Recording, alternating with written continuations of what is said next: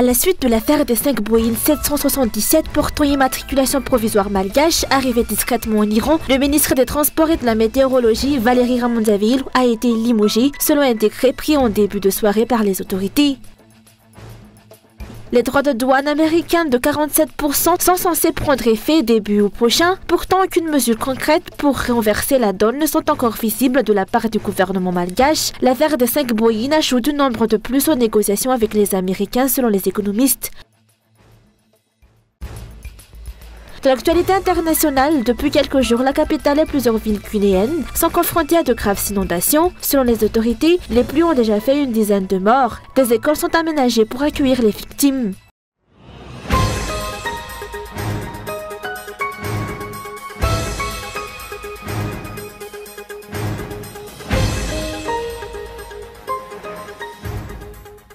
Le ministre des Transports et de la Météorologie, Valérie Ramondziavillou, a été limogé. C'est le Premier ministre Christian Tse qui assure désormais l'intérim à la tête du ministère, selon un décret pris en début de soirée par les autorités. Une décision attendue, presque mécanique, au vu des éléments déjà révélés dans l'affaire des 5 Boeing immatriculés à Madagascar. Mais la question demeure, le ministre est-il le seul à porter la responsabilité ou d'autres têtes font-elles tomber? Cette décision suffira-t-elle à apaiser les tensions ou connaîtra-t-elle le même sort que l'affaire cousine d'Abou Malaz, jamais véritablement élucidée? Les décisions prises par Ramondziavillou et Christian Tse n'ont surpris personne. Depuis plusieurs jours, les observateurs prédisaient déjà une série de limogeages, des sanctions administratives et l'ouverture d'une enquête. Pour l'heure, seul le ministre a été sacrifié, alors même que l'affaire révèle une chaîne de responsabilité remontant plus haut. Ni l'ACM, ni le ministre n'auraient pu agir seuls pour autoriser l'immatriculation de ces appareils sensibles sans un feu vert au sommet de l'État. Selon les informations disponibles, un homme d'affaires indien, propriétaire de la société Udal Potentials Ltd, également désigné sous le nom d'Udal Aviation, aurait obtenu ces immatriculations malgaches auprès de l'ACM. Pourtant, une vérification sur le terrain effectuée par Cool TV-FM à Annalamaït, où cette entreprise est supposée avoir son siège, a révélé une toute autre réalité. Sur les lieux, ils ont trouvé une simple ruelle et une maison privée, aucun signe d'une activité aéronautique. Les riverains interrogés affirment n'avoir jamais entendu parler d'Udal Aviation. Tout laisse penser que les signaux d'alerte étaient là dès le départ. Pourtant, le pouvoir central ainsi que ses démembrements n'ont mené aucune vérification ou ont ciment choisi de ne rien faire. Certains soupçonnent même une complicité active.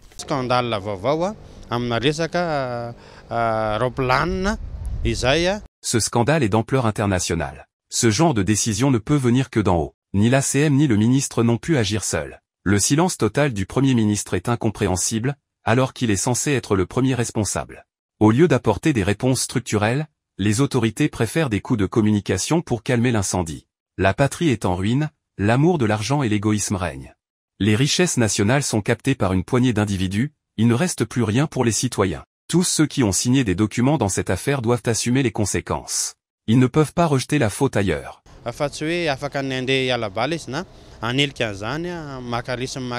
Selon le département d'État américain, les violations des sanctions liées à l'Iran peuvent entraîner jusqu'à 300 000 $ d'amende. En cas d'infraction intentionnelle, les sanctions peuvent grimper à 1 million $, voire à 20 ans de prison. Il y a donc un risque réel que Madagascar et certains de ses dirigeants soient exposés à de lourdes sanctions internationales, notamment dans le domaine du transport aérien. Mais au-delà des conséquences juridiques, c'est une nouvelle tâche sur l'image du pays. Une fois encore, les 30 millions de Malgaches risquent de payer le prix fort des agissements de quelques individus. Une fois encore, l'impunité politique se fait complice du déshonneur national.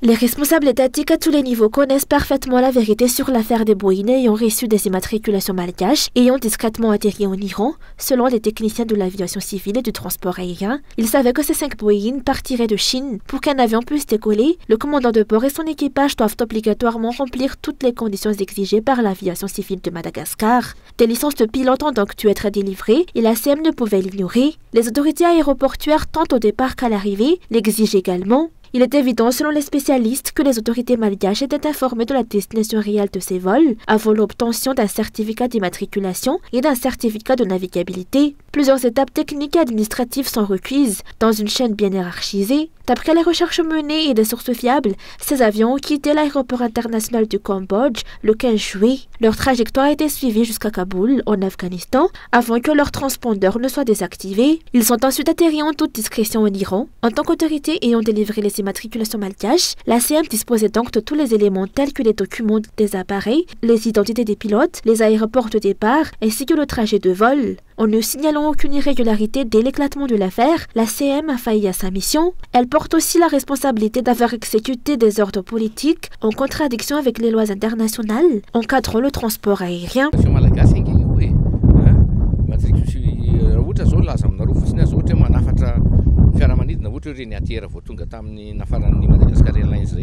Il s'agit bien d'immatriculation malgache. Si je prends l'exemple des derniers ATR importés par Madagascar Airlines, ils n'ont pas pu entrer sur le territoire sans l'aval conjoint de l'ACM et du ministère. Dès l'origine, un contrôle technique est effectué. Un représentant de l'ACM se rend sur place avec un pilote pour inspecter les avions et vérifier les documents. Cela aurait dû être le cas aussi pour ces Boeing. Le fait qu'ils aient obtenu un certificat de navigabilité signifie que des détails techniques sont forcément parvenus à l'ACM. Ce qui m'a surtout interpellé dans le rapport, c'est que le transpondeur a été désactivé en plein vol. Un avion sans transpondeur devient non identifiable. Cela laisse présager une opération douteuse.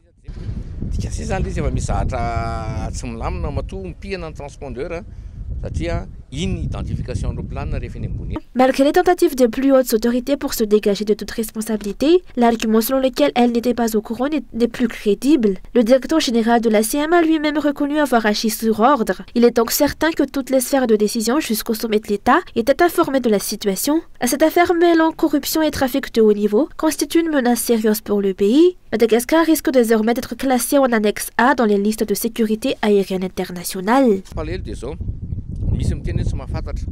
Il est inquiétant d'entendre certains responsables dire qu'ils n'étaient pas au courant. À mon avis, tout le monde savait, du plus petit échelon jusqu'au sommet. Quelques personnes sont aujourd'hui pointées du doigt, mais l'affaire va-t-elle vraiment s'arrêter là? L'enquête doit aller plus loin. Les conséquences seront lourdes. En 2014 à 2015, Air Madagascar a été placé en annexe B, nos avions n'avaient plus le droit de voler en Europe. Cette fois, on risque l'annexe A. Si cela se confirme, même notre aéroport ne pourra plus accueillir d'avions étrangers. Comme toujours, les autorités attendent que le scandale éclate avant de réagir, et cherchent ensuite des boucs émissaires. Mais en matière d'aviation, la vérité finit toujours par sortir.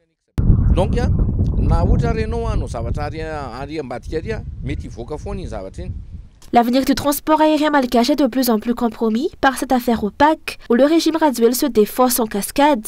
L'ACM ne peut se soustraire à ses responsabilités pour n'avoir pas rempli son rôle de contrôle, même si elle affirme avoir obéi à des ordres. Le ministre des Transports lui-même, qui vient d'être abrogé, serait impliqué dans la chaîne de décision. Andrade, le premier ministre Tsek Christian, était informé depuis le début eux aussi, mais ont choisi de garder le silence. Ce mutisme et ce rejet de responsabilité sont désormais interprétés par de nombreux observateurs comme une forme de complicité, rendant ces dirigeants directement ou indirectement impliqués dans le dossier.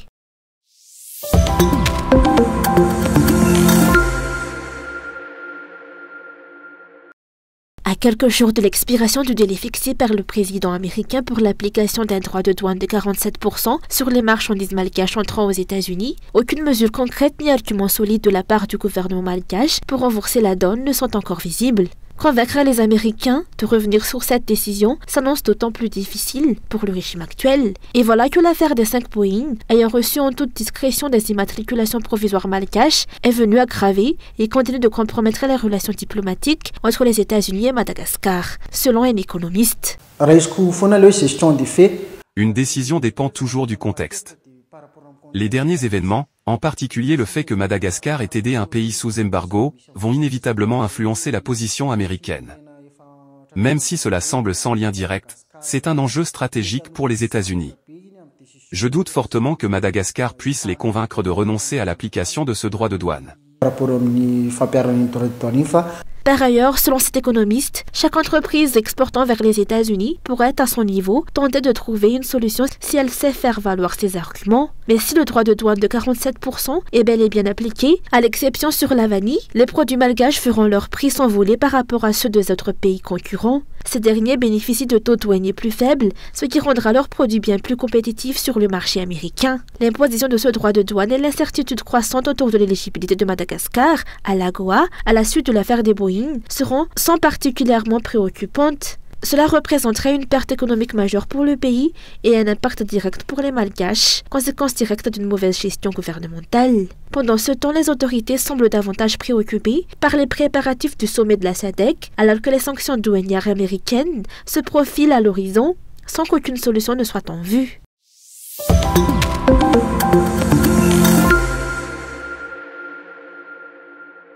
L'affaire des intoxications alimentaires dans les régions, qui a coûté la vie à 25 personnes, semble avoir été reléguée au second plan. Depuis plusieurs semaines, aucun suivi officiel n'a été communiqué. À en croire la communication gouvernementale, seule l'affaire d'Abou Mala semble avoir retenu l'attention des autorités, comme si elle était la seule à avoir causé des pertes humaines. Pourtant, les autorités avaient affirmé que les responsables de ces drames ne seraient pas épargnés. La déclaration du ministre de la Santé, évoquant le botulisme comme origine des 18 décès à Mbouch, a surpris les observateurs, mais elle n'a été suivie d'aucune mesure concrète. Les autres cas signalés dans diverses régions ont été minimisés, voire ignorés. Cela soulève une série de questions. D'où vient réellement le problème? Quelle responsabilité pour le ministère du Commerce, les autorités sanitaires, les collectivités territoriales? Autant d'interrogations sans réponse, selon l'Organisation de défense des droits humains, SAFIRT. C'est incompréhensible qu'on ait eu des cas en Mbouch, Mahazang et ailleurs, et qu'on traite ces événements comme s'ils étaient de moindre importance. Ce sont tous des Malgaches, ce sont des vies humaines. Il ne devrait pas y avoir de traitement différencié. On parle de ceux qui sont encore en vie, car on ne peut plus ramener les morts. Les autorités doivent agir pour protéger les survivants. Minimiser ce qui s'est passé dans les régions est une erreur.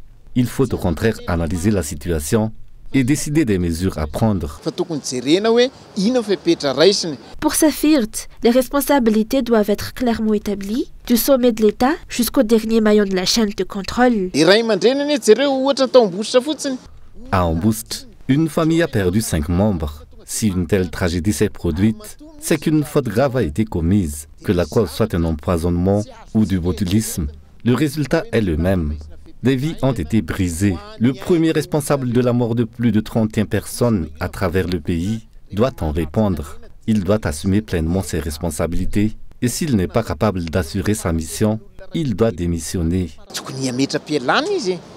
Pour rappel, 25 personnes sont décédées à la suite d'intoxication alimentaire dans différentes régions, 18 à Mbouch, 3 à Mahazang et Thomassen et 1 à Touliage. Plus d'un mois après ces drames, aucune mesure officielle n'a été rendue publique. Le silence des autorités contraste fortement avec la gravité des faits.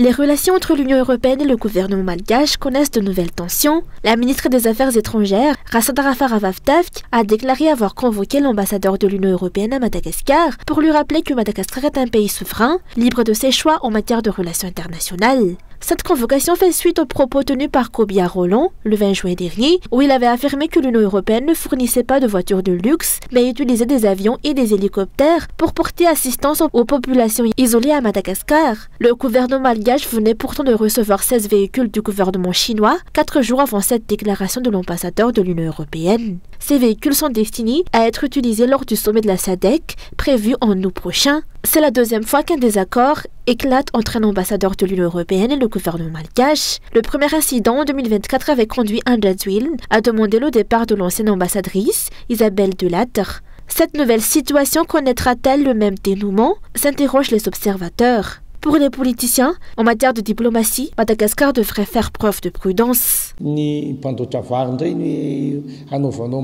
On se permet de faire de telles remarques à un bailleur de fonds. Ce n'est pas la première fois qu'on assiste à ce type de réaction.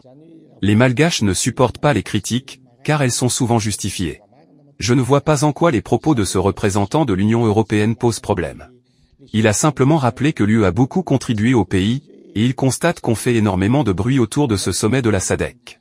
Une SADC qui, rappelons-le, est une organisation majoritairement anglophone, dont les retombées économiques pour Madagascar restent invisibles. Il faudrait faire preuve de prudence, comprendre les rapports de force, et savoir où nous nous situons dans l'échelle du pouvoir et des marges de manœuvre, compte tenu de notre réalité.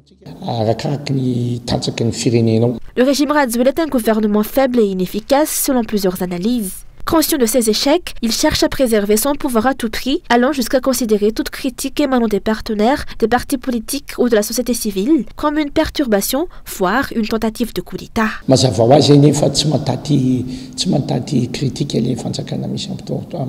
Le régime actuel ne supporte pas la critique, car il y a beaucoup à dire, démocratie, économie, promesses non tenues. Il protège de nombreux intérêts, ce qui entraîne un musellement systématique des expressions divergentes. Pourtant, si nous avions un régime réellement engagé dans le travail, qu'aurait-il à craindre? Il poursuivrait son action sans se soucier des critiques. Notre économie est fragile, et ce gouvernement se braque dès qu'on le remet en question. La ministre des Affaires étrangères a voulu envoyer un message fort en réaffirmant la souveraineté de Madagascar. Mais Madagascar est-il réellement un pays souverain? S'interrogent les observateurs. Les produits de première nécessité, notamment le riz, aliments de base des Malgaches, sont toujours importés. En outre, toutes les décisions économiques restent largement conditionnées par les exigences des bailleurs de fonds comme le FMI, car le pays reste dépendant des financements extérieurs.